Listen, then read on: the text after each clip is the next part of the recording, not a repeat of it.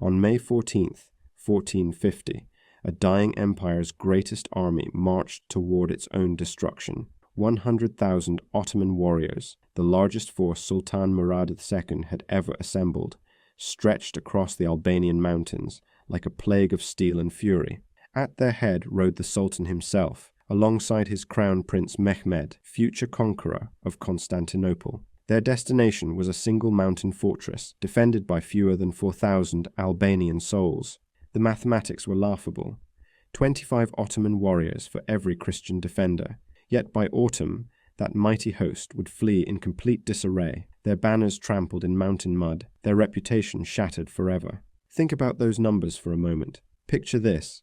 You're standing on the walls of Kruje fortress, 500 meters above the surrounding plain, watching an ocean of enemy banners blacken the horizon. 100,000 men, enough warriors to populate entire cities.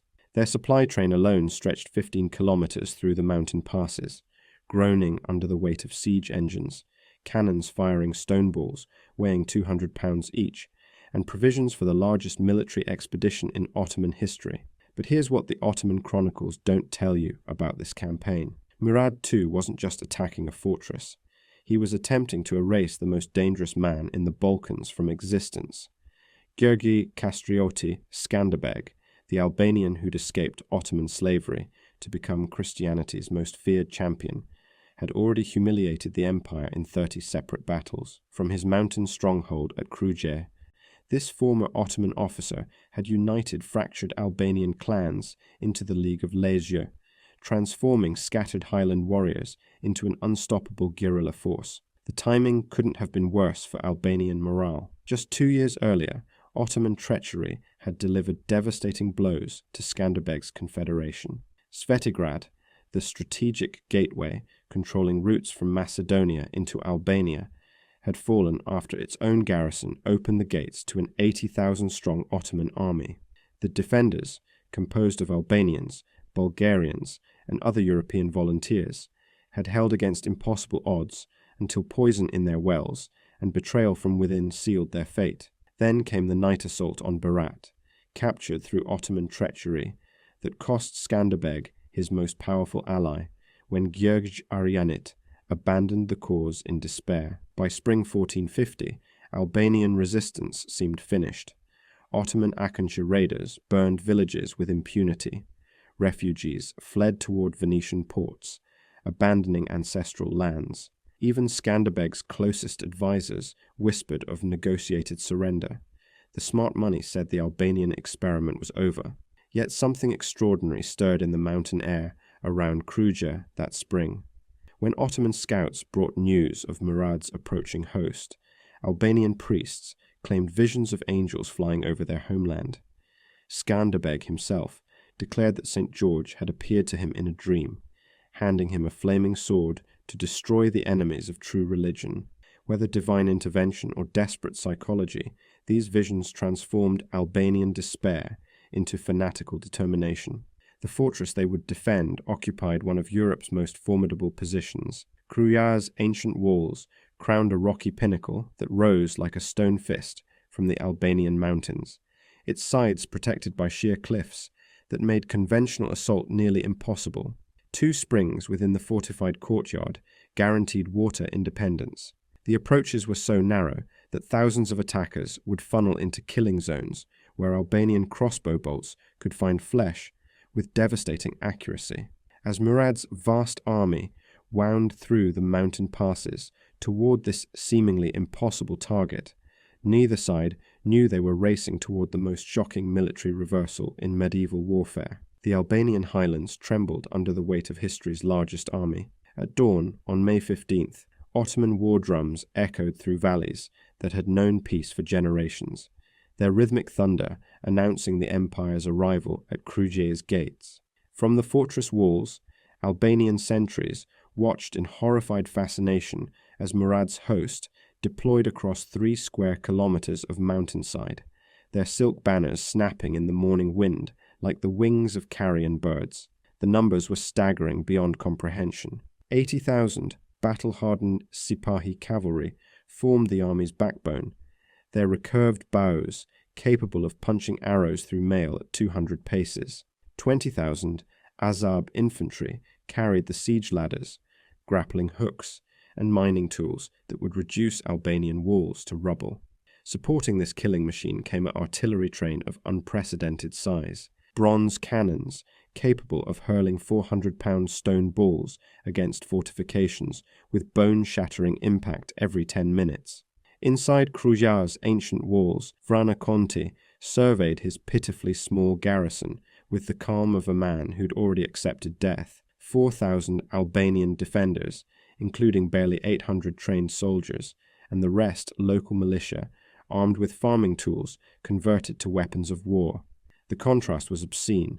25 Ottoman warriors for every Albanian soul. Conti had commanded fortresses before, but never against odds that violated every principle of military mathematics. Here's what made the situation truly desperate.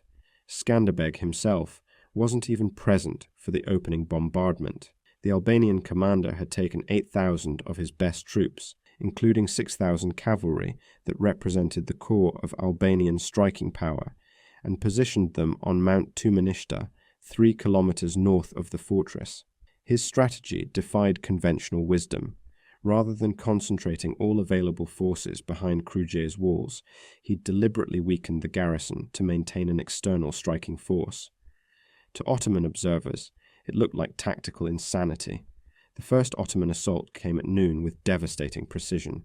Wave after wave of Azab infantry charged up Kruje's narrow approach paths, their war cries echoing off stone cliffs as siege ladders scraped against Albanian battlements. Albanian crossbow bolts found their marks with deadly accuracy, but for every Ottoman who fell, 3 more pressed forward. The mathematics of attrition favored the attackers overwhelmingly. Then, something extraordinary happened that Ottoman chroniclers later struggled to explain. At the height of the assault, as Albanian defenders were being overwhelmed on the eastern wall, Ottoman artillery crews made a catastrophic error. Attempting to provide fire support for their advancing infantry, the cannoneers misjudged the range and began dropping 400-pound stone balls directly into their own assault formations. The friendly fire was devastating.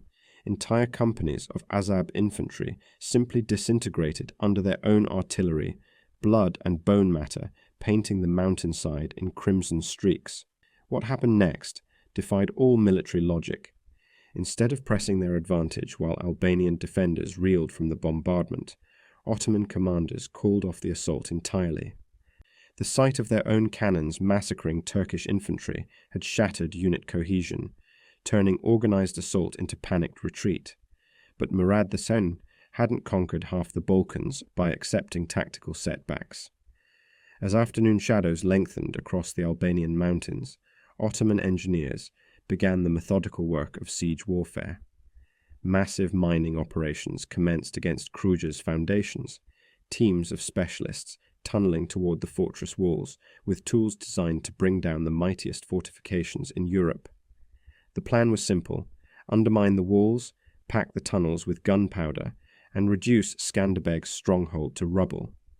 The miners worked in 3-hour shifts, their picks ringing against stone in rhythm with Albanian defenders' growing desperation. Each hammer blow brought the empire closer to victory. Each shovel of excavated earth represented another step toward Albanian annihilation. By sunset, Ottoman confidence had returned. Tomorrow would bring Kruje's destruction, and with it, the final chapter of Albanian resistance.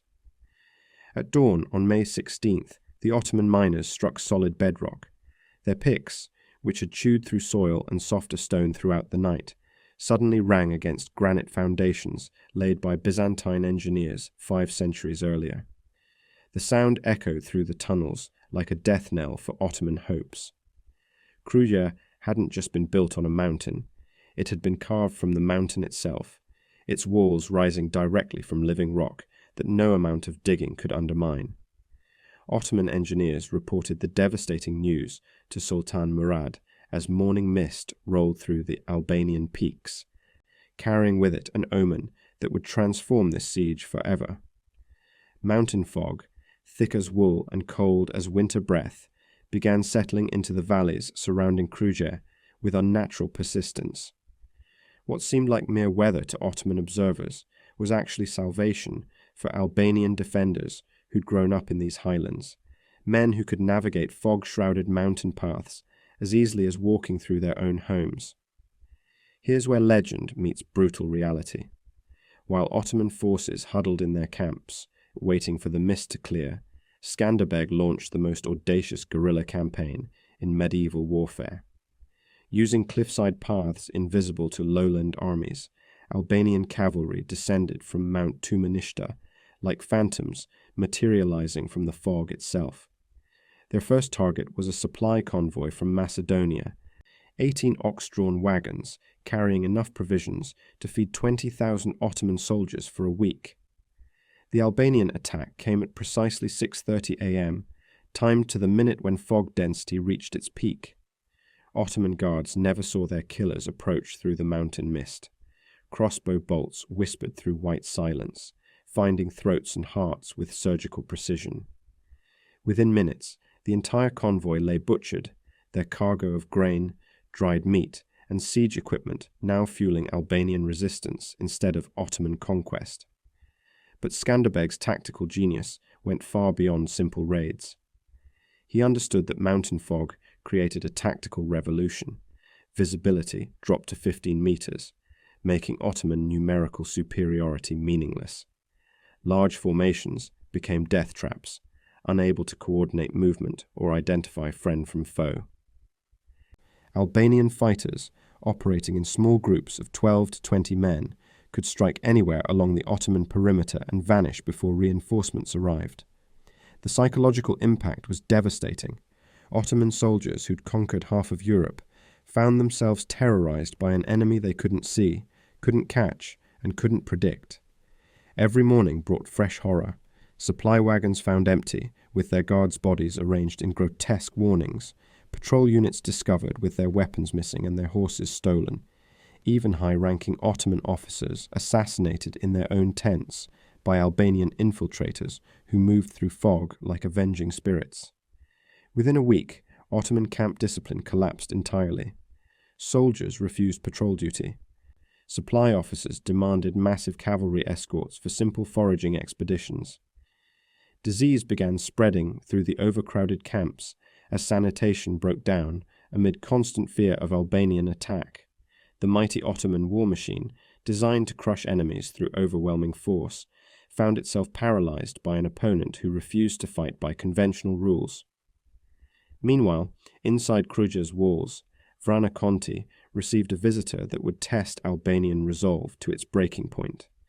A richly dressed Ottoman pasha arrived under a flag of truce, his camels loaded with silk, gold, and precious stones worth enough to purchase entire kingdoms. The offer was simple: surrender Kruje, acknowledge Ottoman sovereignty, and receive wealth beyond imagination. The alternative was death for every soul within the fortress walls. Conti's response would echo through Albanian oral tradition for centuries. Without examining the treasure, without consulting his officers, he replied with words that turned bribery into insult. Murad's gold could not purchase what Albanian blood had already paid for. The Pasha departed empty-handed, carrying news that would enrage the Sultan and seal Kruje's fate as the empire's most hated target. By month's end, Ottoman confidence had transformed into something approaching panic as Skanderbeg's mountain warfare rendered their massive army increasingly irrelevant. By mid-June, Sultan Murad II faced a crisis that threatened to destroy his reputation forever. Daily Albanian raids had reduced his supply situation to catastrophic levels.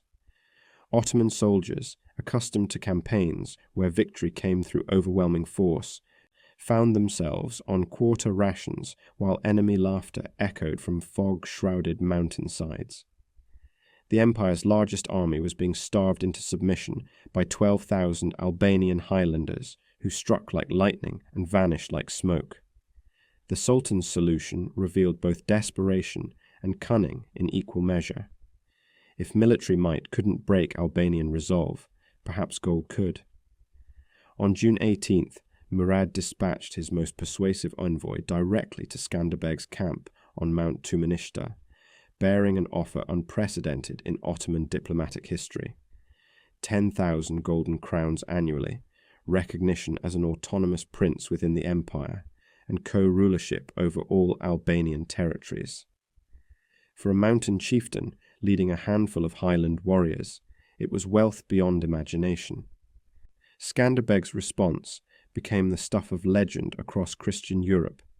Without hesitation, without consulting his war council, he delivered words that Ottoman chroniclers recorded with grudging admiration.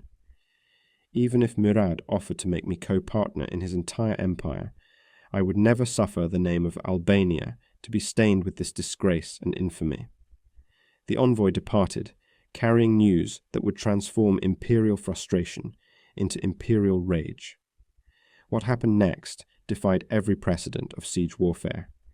Instead of accepting his generous offer's rejection gracefully, Murad ordered the largest simultaneous assault in Ottoman military history. At dawn on June 20th, the entire 100,000-man army would attack Kruje from all directions simultaneously, overwhelming Albanian defenders through sheer mass, regardless of casualties. It was mathematical warfare reduced to its purest form. Throw enough bodies at the walls, and eventually they must fall. Here's what the Ottoman battle plan couldn't account for.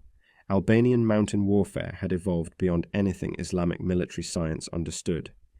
As Ottoman assault columns formed in the pre-dawn darkness, Skanderbeg's external forces moved through familiar fog-shrouded paths to positions that would transform the coming battle into a massacre.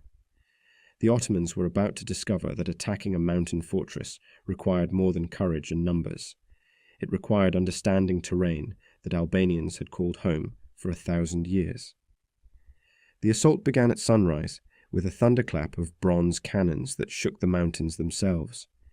400-pound stone balls crashed against Kruje's walls, with impacts that could be heard 15 kilometers away, while 20,000 Azab infantry charged up the narrow approach paths, screaming prayers to Allah and promises of Albanian blood.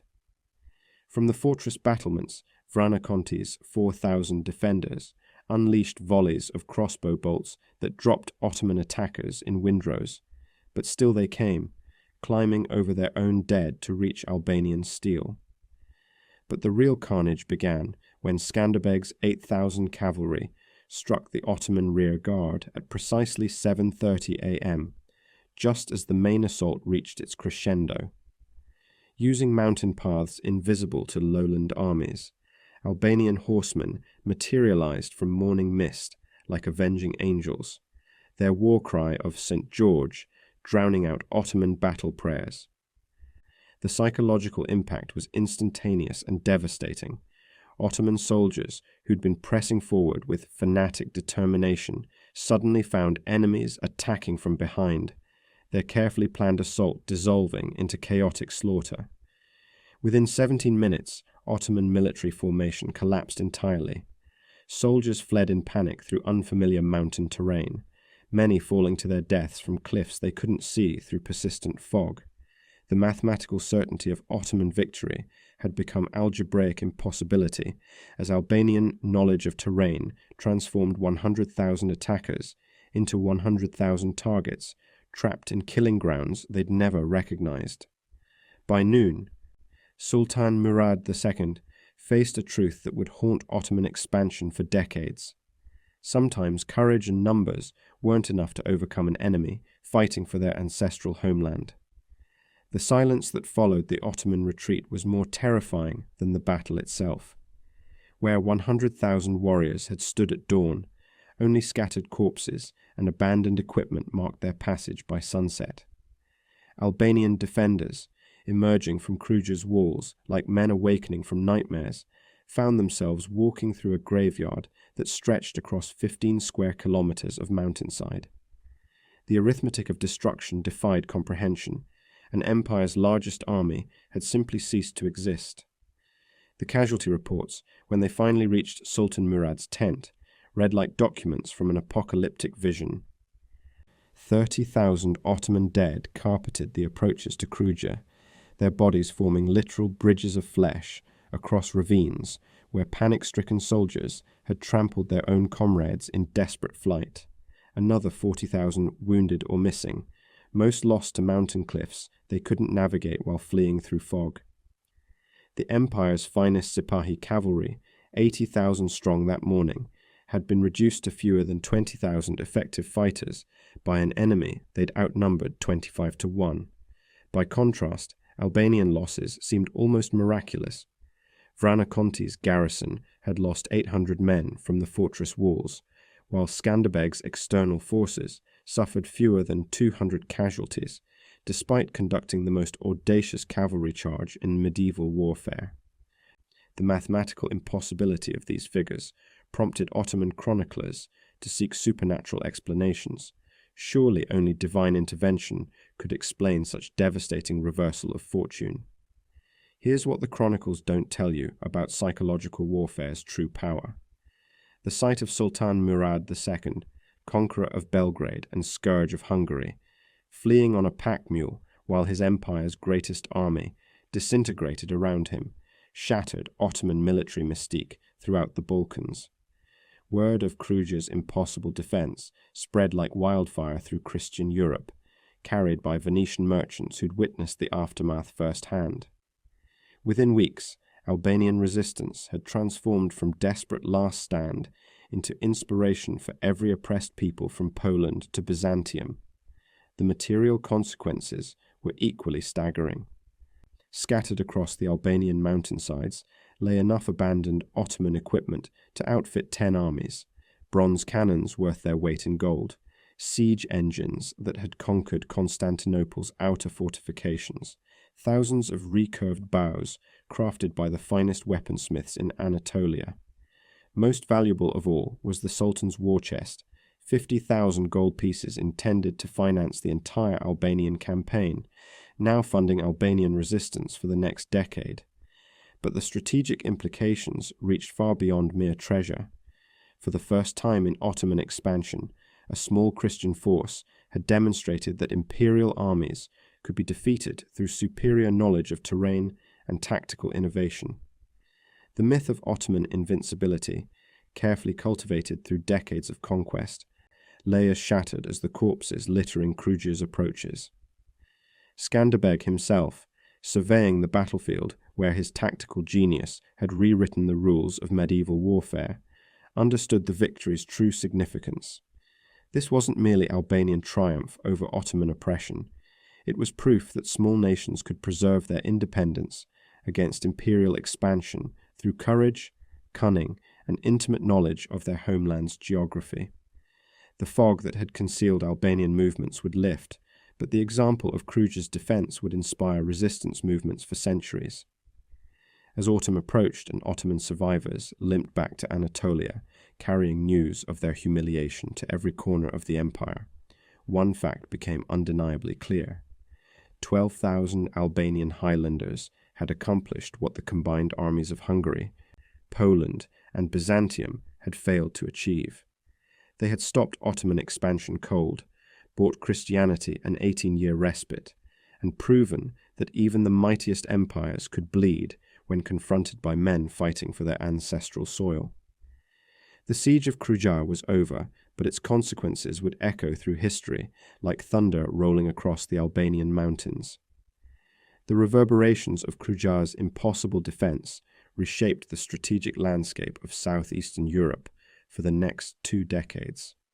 News of Murad II's humiliation reached every Christian court from Rome to Moscow, transforming Skanderbeg from obscure Albanian chieftain into Christianity's most celebrated champion overnight. Pope Nicholas V, who had watched Ottoman expansion with growing despair, immediately proclaimed the victory a divine miracle and began organizing the first serious crusade in generations. Venetian merchants, who controlled trade routes throughout the eastern Mediterranean, suddenly found themselves financing Albanian resistance with enthusiasm that bordered on religious fervor. The military implications proved even more profound than the political ones. Ottoman tactical doctrine, which had relied on overwhelming numerical superiority since the empire's founding, underwent fundamental revision after Kruje's lessons were absorbed by military strategists in Constantinople. Never again would Ottoman commanders assume that large armies automatically guaranteed victory against defenders who understood their terrain intimately. The empire's subsequent campaigns in the Balkans became exercises in caution, employing smaller, more mobile forces designed to avoid the kind of catastrophic defeat that had befallen Murad's host.